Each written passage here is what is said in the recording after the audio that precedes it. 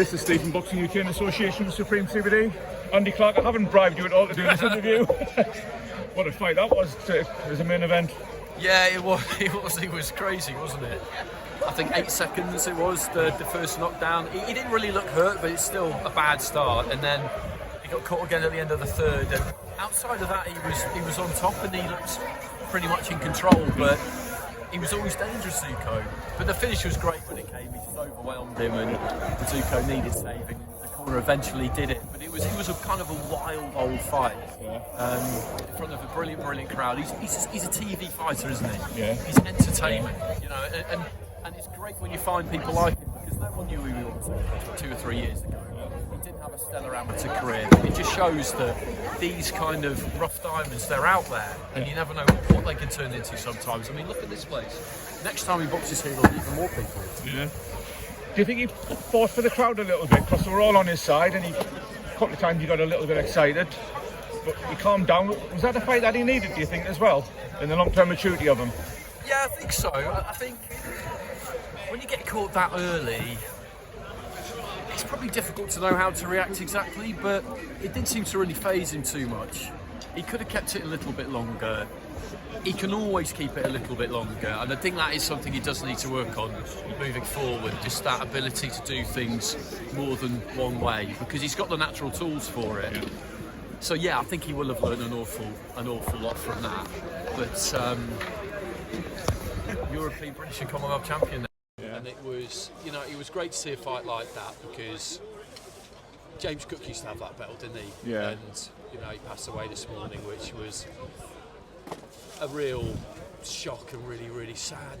Just such a wonderful guy. And but he not just in boxing, but the community. Andy, he did so much, didn't he? Yeah, of course. But he would have approved of that. Yeah. That was the fight game, wasn't it?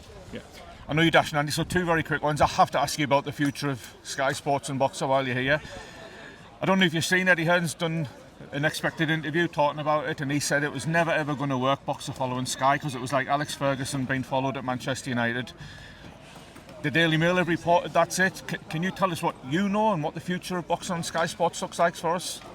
So, unfortunately, I can't really, because, and it's not because I'm under instructions not to talk about it. It's just I've seen what you've seen. Yeah.